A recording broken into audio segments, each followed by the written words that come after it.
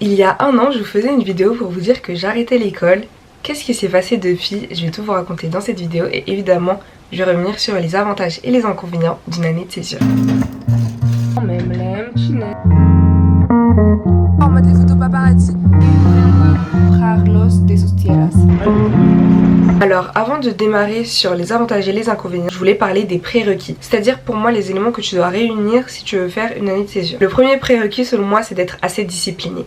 Ma star, si tu n'as pas cette envie de faire quelque chose de ton année, si tu n'as pas cette envie de te réveiller tôt malgré le fait que tu n'aies pas un cours auquel assister, que tu n'aies pas un patron qui t'attend, etc., ça va pas le faire.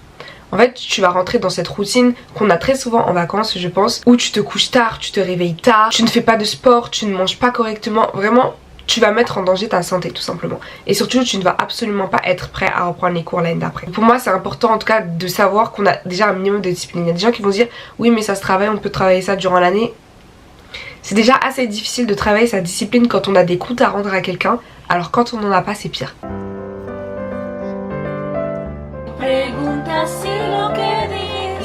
là là là là là. Au chocolat, tout chocolat. La deuxième chose selon moi, c'est tout simplement d'avoir un objectif.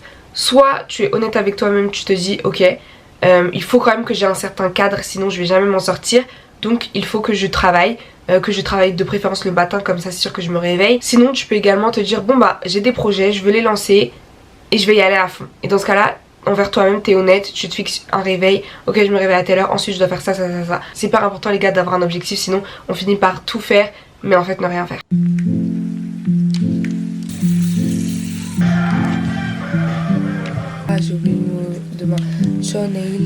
Le premier inconvénient selon moi c'est le fait qu'on n'ait pas vraiment de contrôle. Même si on a une forte discipline, en tout cas je me considérais comme quelqu'un avec... Vous voyez je parle au passé, pardon, on va parler de ça aussi. Mais je me considérais comme quelqu'un qui avait vraiment une très bonne discipline, mais en fait des fois t'as juste pas de contrôle. C'est à dire que je vais jamais oublier, pardon, le 5 août, on me propose une soirée pyjama, une soirée un truc girl, une soirée c'est là. Moi je dis ok et tout, en plus moi je suis le genre de fille, je participe pas à ces soirées, en plus ce jour là j'ai dû convaincre ma mère jusqu'à... Enfin, clairement c'est pas dans mes habitudes, je me dis ok c'est le moment. Mars, avril, mai, juin, juillet, 5 mois que je me réveillais tôt. Ce soir a plombé mon année. Je suis rentrée chez moi, il devait être 5h du matin. Donc après je me suis réveillée super tard. Et après en fait juste ce petit jour, ce petit moment de faiblesse, ça a été super difficile après de reprendre le contrôle de ma vie. Et c'est dommage parce que je suis quelqu'un qui se fixe des règles tout simplement au quotidien. Et ce sont des petites règles. On a l'impression que ah c'est pas grand chose, vas-y c'est juste une petite règle comme ça, un jour ça va pas changer grand chose. Et au final, le jour où tu respectes pas cette règle, tu comprends pourquoi tu l'as mis en place. Tu comprends que cette petite règle, elle fait partie d'un système tout entier. C'est comme les dominos, t'enlèves un domino, paf, tout tombe. Et parmi les petites règles que j'ai et qui sont importantes pour ma santé, pour mon bien-être, on a le fait de ne pas boire de jus en semaine. C'est une règle que j'ai mis en place pour boire un petit peu plus d'eau, moins de gazeux, etc. Et d'ailleurs j'ai pu continuer à mettre cette règle en place grâce aux boissons Oli. Choisis un nombre entre 1 et 3. Je te présente Oli, une marque de boissons énergisantes peu sucrées, beaucoup plus saine que ce que l'on retrouve habituellement sur le marché mais aussi respectueuse de l'environnement. Chez eux, tu retrouveras la gamme Énergie, la gamme Iced Tea à base de thé, ainsi que la gamme Hydration avec de l'eau de coco, ma préférée que j'utilise lors de mes séances à la salle de sport.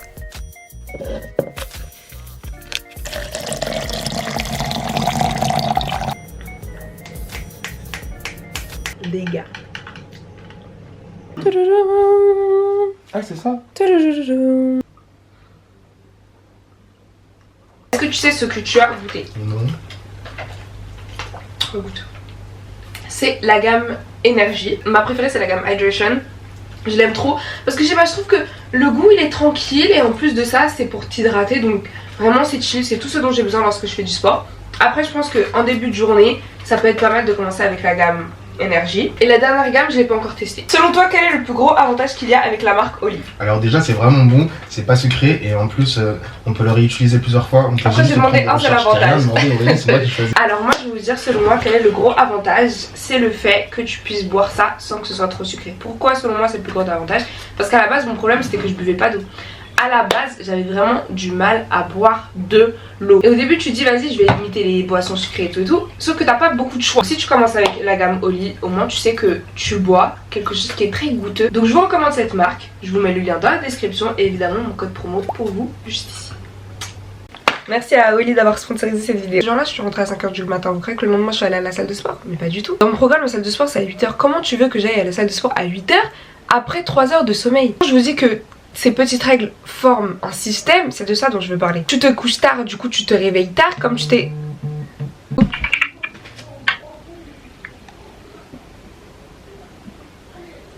T'es censé faire coco. Tu te réveilles trop tard pour la salle de sport. T'as même dépassé l'heure de manger un repas correct. Donc en fait tu prends des petites biscottes, un genre de petit déj alors qu'il est 14h. Puis la journée qui a démarré à 14h en fait, tu la sens déjà un petit peu bizarre. Tu sens que ta journée est même déjà gâchée. Alors à quoi bon essayer de faire des efforts? T'attrapes ton téléphone, tu lances TikTok et au final il est 20h, t'as fait que scroll. T'es pas assez fatigué pour dormir donc tu continues à scroll. En fait tu rentres dans un cercle vicieux. Le détail qui était juste un petit truc, en fait ça lance toute une machine de procrastination et de manque de discipline. Et c'est quelque chose que cette aventure a pu m'apprendre. C'est que c'est bien de faire des sorties, c'est ok de temps en temps de déroger aux règles. Tu vois, on peut pas rester, on va dire, à 100% discipliné. Moi, je fais attention à mon alimentation, mais je vais pas faire attention à mon alimentation tous les jours. Si demain il y a un restaurant, je vais pas dire, ah bah non les gars, le resto ce sera sans moi parce que en ce moment je mange mieux. Non, c'est un restaurant dans le mois ou peut-être un restaurant dans la semaine, ça va, ton corps va s'en remettre. Et je pense, en tout cas ce que j'ai appris et que je mets en place dans ma vie maintenant, c'est accepter les sorties occasionnelles, c'est accepter les exceptions, mais avec des règles. C'est-à-dire par exemple la dernière fois on est sorti avec Océane, on est allé au restaurant. On est allé au restaurant tard, on est parti de chez nous, il était 21h je pense, si c'est pas même 21h30. On n'est pas rentré à 5h. On n'est pas rentré à 5h, on a mangé, on est sorti vite fait, on est rentré chez nous. Fin. Parce que c'est ok de sortir, c'est ok de faire des exceptions comme je l'ai dit, mais avec certaines règles. La dernière fois mes copines elles étaient à la maison, je kiffe avoir mes copines à la maison. Franchement mes bébés d'amour je les kiffe. Sauf qu'au bout d'un moment j'ai dit bon les filles vous allez dormir ici. Parce que ça y est, on a déjà dépassé l'heure où je dois prendre ma douche, faire ma skincare et être dans mon lit. La dernière fois je voulais voir mes proches, je les ai invités le matin. Ils ont boudé hein. Ils ont boudé. Vavan c'est pas celui que vous venez de voir là. Et Marlon le PDGA. Ils ont boudé c'est vrai, mais il était hors de question que je les invite en après-midi ou en soirée. Parce que je sais qu'à partir d'une certaine heure, moi j'ai besoin de ranger ma chambre, j'ai besoin de passer l'aspirateur, j'ai besoin de laver mon maquillage, enfin laver mes pinceaux etc. J'ai besoin de m'organiser pour avoir une bonne journée et pour être prête pour la semaine. On était dimanche.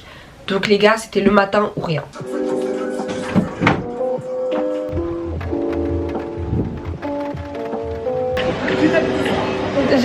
J'habite dans la zone ouais. Enfin c'est ici que je fais mes courses quoi. Vous voyez on a réfléchi.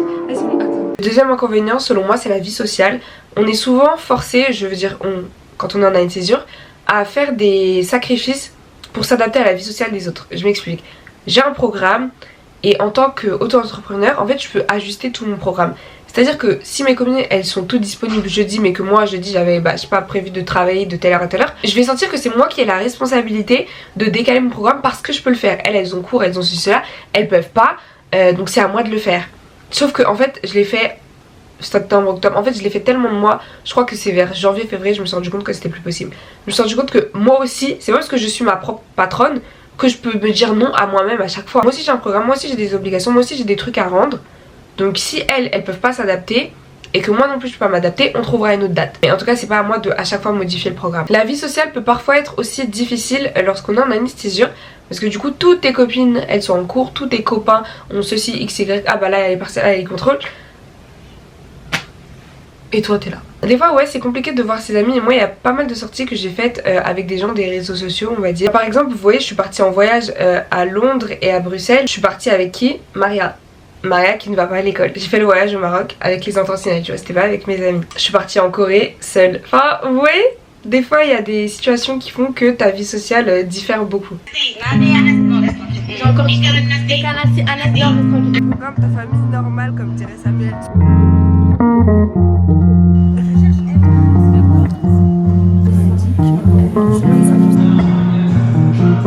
Troisième et dernier inconvénient, je pense que c'est la difficulté à maintenir un cerveau correct.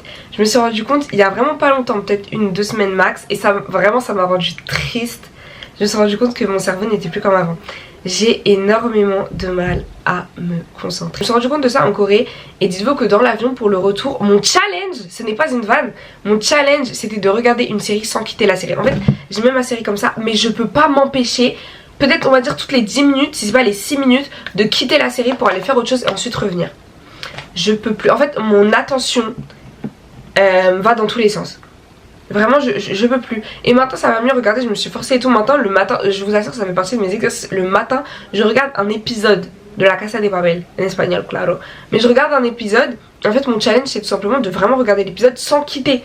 En fait des fois mes mains elles tremblent pas mais genre je suis comme ça avec moi, je me dis ok arrête, touche pas. Parce que vraiment mon attention, il y en a pas en fait, ça va dans tous les sens. Et ça vraiment quand je me suis rendu compte, je me suis dit I'm screwed. Genre vraiment je l'ai pensé comme ça, je me dis je suis foutue. La rentrée est dans 4 mois, mai, juin, juillet, août. Ouais la rentrée est dans 4 mois. Il faut que je retrouve mon attention. Parce que si quand j'arrive à l'école je suis pas capable d'être comme ça et d'écouter le cours et de prendre mes notes tranquillement, en fait ça va pas le faire. Là vous inquiétez pas, moi je suis contente d'avoir réalisé ça. Parce qu'au début en fait je me rendais juste pas compte. Mais maintenant que j'ai réalisé ça, y a pas de souci.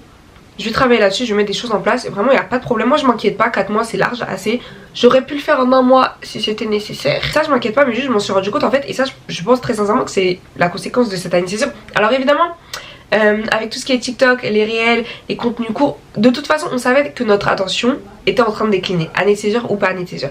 Mais c'est vrai que le fait d'être en année de césure a accentué ça. 3 mois, ouais ça fait 3 mois que j'ai pas étudié le coréen sérieusement, où genre vraiment je me pose et pendant 1 heure je suis là minimum, ou 2-3 heures, des fois je faisais même 7 heures de coréen à la suite. Je suis là et je fais que étudier. Ça fait que ça aussi ça a fait decrease en fait mon attention. Et c'est quelque chose que je dois reprendre si je veux être attentive de nouveau à l'école, sinon ça va pas le faire. Vas-y là, mendesak 네 그렇게 딱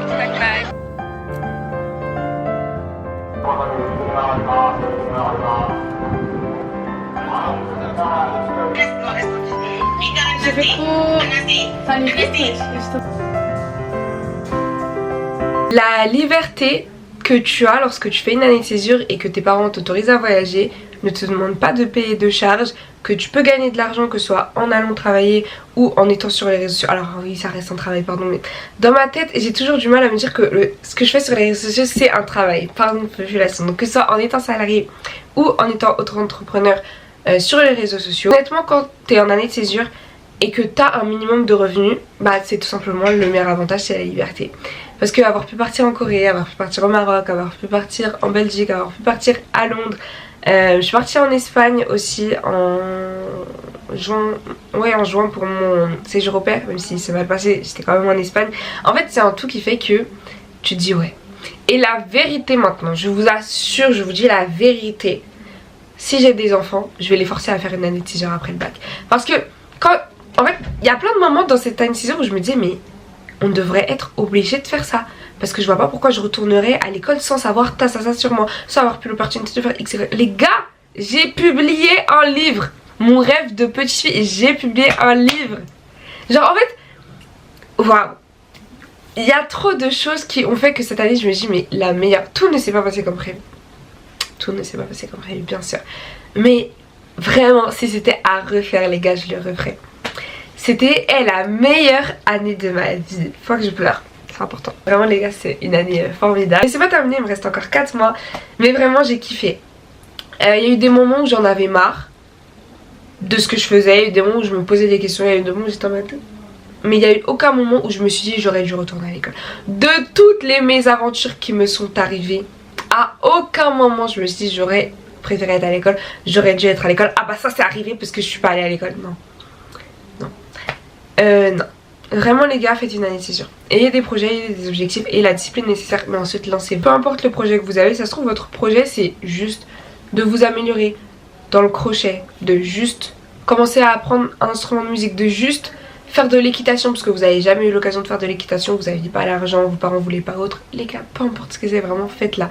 Et vous allez voir que passer une année sans obligation, vous versus vous-même, déjà ça va vous en apprendre énormément sur vous, votre capacité à vous gérer quand personne ne vous observe, où est-ce que vous allez, à quel point vous êtes discipliné, mais surtout, en fait c'est une année que vous allez kiffer. Vraiment, peu importe à quel point vous aimez l'école, le fait de vous retrouver seul une année de tenter des choses, de vivre avec votre créativité, c'est vraiment quelque chose qui va vous plaire. Je vois pas comment ça pourrait ne pas vous plaire, like. Dites-vous, moi cette année, j'ai commencé à kiffer le sport. Genre vraiment, avant je me forçais à faire du sport parce que je me dis il le faut pour ma santé, mais maintenant c'est vraiment quelque chose que je kiffe. Que ce soit aller faire du vélo, que ce soit courir, que ce soit faire 20 minutes d'abdos, vraiment peu importe.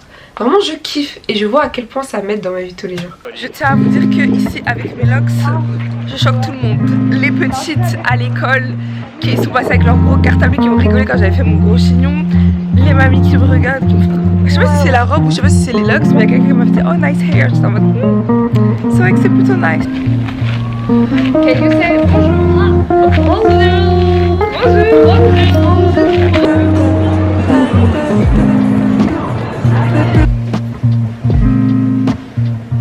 Merci d'avoir suivi cette vidéo. On se retrouve bientôt. Bye!